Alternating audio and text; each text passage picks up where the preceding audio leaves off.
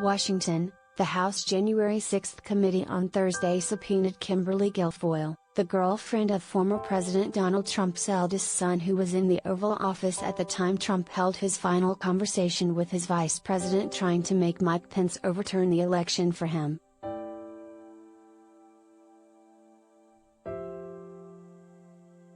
Committee Chairman Bennie Thompson said Guilfoyle's presence in the White House the morning of the attack on the Capitol, her appearance at Trump's rally that day and her involvement in raising money for it all made her an important witness.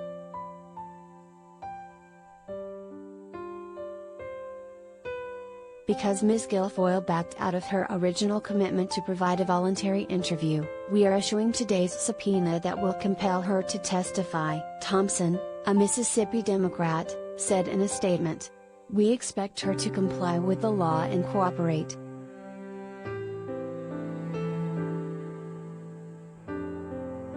Guilfoyle, who is engaged to Donald Trump Jr., did not respond to a HuffPost request for comment.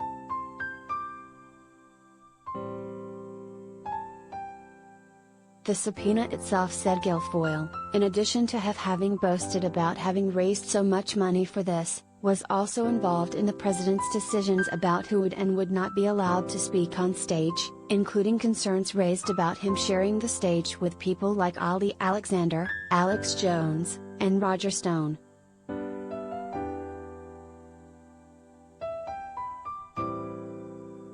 Alexander, Jones and Stone were all involved in the Stop the Steal movement that spread Donald Trump's lies that the election had been stolen from him, and were pushing for a protest at the Capitol itself.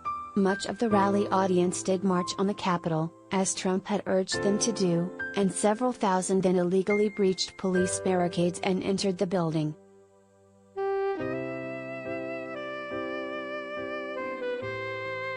The subpoena also mentions Guilfoyle's words at the rally and references a now infamous video recording of her dancing to the pre-rally soundtrack. You told the crowd, "We will not allow the liberals and the Democrats to steal our dream or steal our elections," and were filmed backstage prior to your speech telling people to have the courage to do the right thing.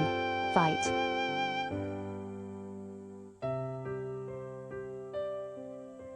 The committee has subpoenaed dozens of witnesses and spoken with hundreds more on a voluntary basis, including several senior aides to Pence. On Wednesday night, the committee filed a lengthy brief in federal court in California in a lawsuit filed by a pro-Trump lawyer who wrote a memo arguing that Pence had the unilateral ability to declare Trump the winner, but who is now trying to block the release of his emails on that topic. In the 221-page document, the committee tells the judge that the lawyer, John Eastman, cannot cite attorney-client privilege because of the crime-fraud exception to that rule.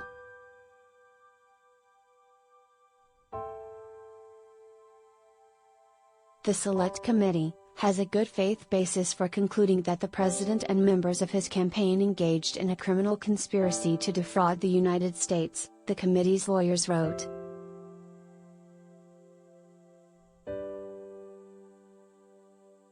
Trump, despite losing the election by 7 million votes nationally and 306 to 232 in the Electoral College, became the first president in more than 2 centuries of elections to refuse to hand over power peacefully.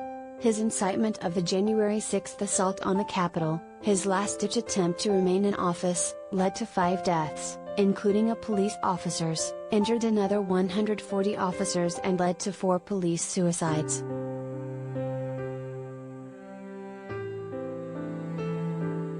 Despite this, Trump remains the dominant figure in the Republican Party and is openly speaking about running for the presidency again in 2024.